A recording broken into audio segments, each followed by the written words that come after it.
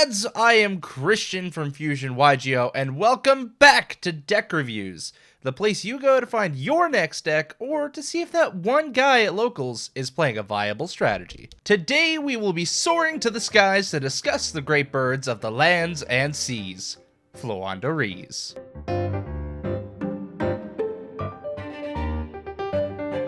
Before we get into that, however, if you're new to this series, allow me to clear the water. We will begin by exploring the roadmap for this strategy, then part the sea to the pros and cons of this deck, and finally, get the ship log for the statistics of these feathered beasts. Kloski, analysis. All evidence indicates.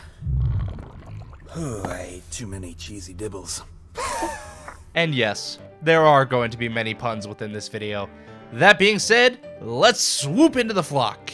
The banishing winds will carry these birds to victory as they ride the waves crashing upon their opponent, drastically shocking them. These stunning warblers are known in the current format as the Stun Deck. Containing built-in floodgates and disruption, this stack of cards is truly a sight to behold. However, its feathers aren't known to ruffle up others much, as they tend more to protect their own than be the aggressors. The birds in the sky make sure the landing pad is clear for their friends on the ground to bring in the reinforcements. As a normal and tribute summon based strategy, this deck far exceeds the expectations set by its predecessors. From fowls to feathered masters, this deck has its ups and downs, the same as any other in this game. Let's break the ice on the guys who are ready to burst in the Floowandereeze assembly. The plan for this flock's wondrous journey includes many stops to trigger their assault procedure, put the adversary on halt, and dodge the constant barrages they face. Floowandereeze's package contains various ways to play around hand traps,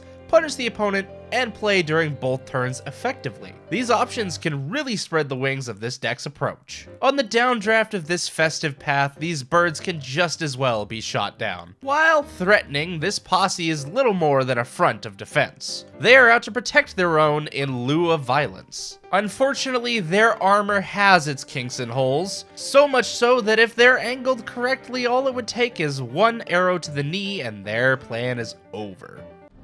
Hey, you. Finally awake.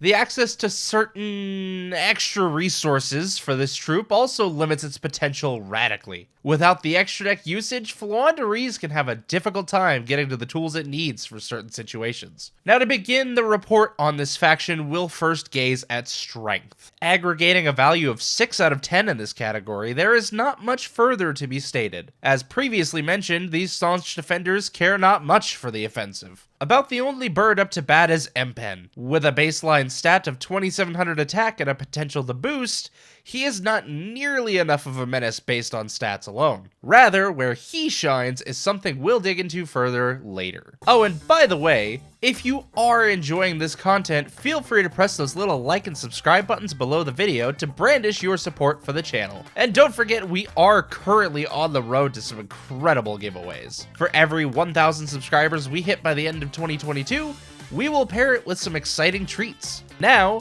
retracing back to the video. Within this singular strategy, the options give it the flexibility of a piece of metal. Sure, it'll move, but usually only in one direction, the one that you hit it to.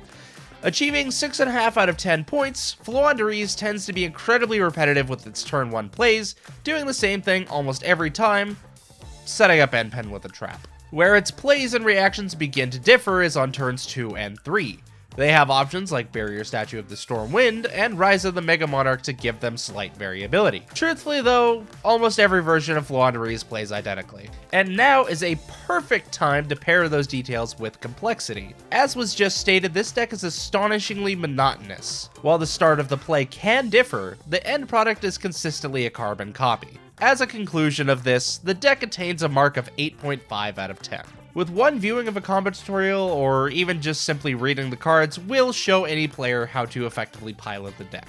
Now, this strategy was intended by design to be played pure and not need the help of outside forces to protect its own. However, it does have a couple of options from other archetypes at its disposal, typically rogue allies from other squadrons. Aforementioned Rise of the Mega Monarch does fall into this category, as well as the Dark Simorgh.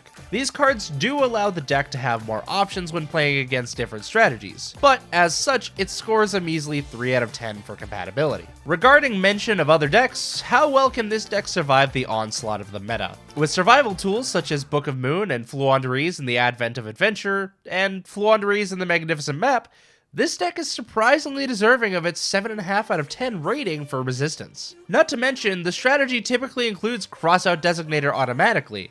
Not only to play around current hand traps and tech picks, it also doubles as setup for a following turn by banishing any later needed bird. Survival has never been easier. However, an Artifact Lancia or any single well-timed hand trap can spell the end of the turn for these creatures. But there's no need to fret about this. Every turn is Floowandereeze's turn.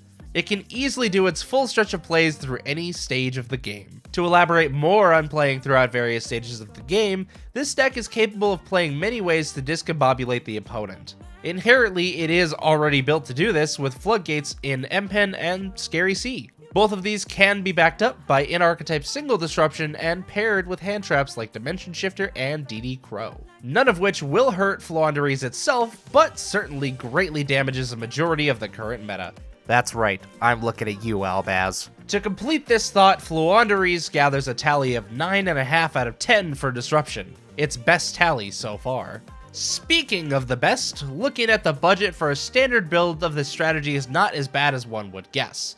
With a 7.5 out of 10 in this section, most of the cards necessary are quite affordable. A few notable exceptions would be in the meta staples one chooses to play, such as Pot of Prosperity or Forbidden Droplets. However, alternate options are readily available to be played here. Pot of Extravagance after the new Albaz Strike structure deck are well within the realm of budget players' grasps. Forbidden Droplets is admittedly not a good tech to play within this deck anyhow, as these cards wish to be banished, not sent to the grave. So options like Forbidden Chalice and Infinite Impermanence are plenty solid replacements. With all said and done, this deck is a fairly competitive choice to play within the current metagame as an anti-meta stun strategy. Bolstering a final score of 6.93 out of 10, you can surely bet the winds of victory will carry you well past the finish line, while mostly protecting your wallet. Thank you all so much for your time today. If you would like to see our example of this deck, be sure to click the card on screen now. Next to it, you will also notice the playlist for the rest of the deck reviews if this one did not quite catch your fancy. As always, lads,